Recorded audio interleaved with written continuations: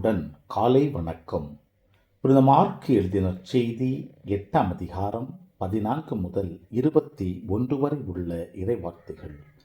அக்காலத்தில் சீடர்கள் தங்களுக்கு தேவையான அப்பங்களை எடுத்துச் செல்ல மறந்துவிட்டார்கள். படகில் அவர்களிடம் ஓர் அப்பம் மட்டுமே இருந்தது. அப்போது இயேசு பரிசேயர், ஏரோதியர் ஆகியோரது புளிப்பு மாவை குறித்து மிகவும் கவனமாயிருங்கள் என்று அவர்களுக்கு கட்டளையிட்டார்.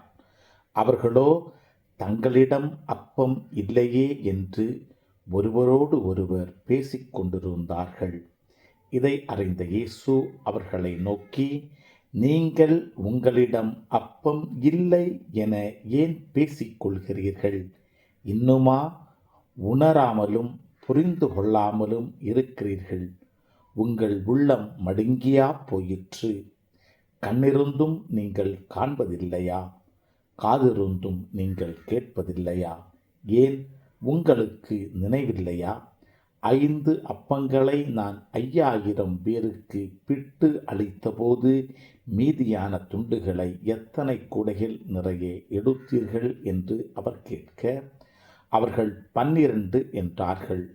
7 அப்பங்களை நான் 4000 பேருக்கு பிட்டு அளித்தபோது மீதி துண்டுகளை எத்தனை கூடை நிறைய எடுத்தீர்கள் என்று கேட்க, அவர்கள் 7 என்றார்கள். மேலும் அவர் அவர்களை நோக்கி, இன்னும் உங்களுக்கு புரியவில்லையா என்று கேட்டார். கிறிஸ்துவின் நற்செய்தி. இந்த நாள் இனிய நாளாக அமைய வாழ்த்துக்கள். பல பல பல புதுமைகள், பெருமைகள், இனிமைகள் இறங்கிய நல்ல நாள், ஒரு நல்ல நாள், நம் தேவன் தந்த நாள். இது நல்ல நாள், ஒரு நல்ல நாள், நம் தேவன் தந்த நாள்.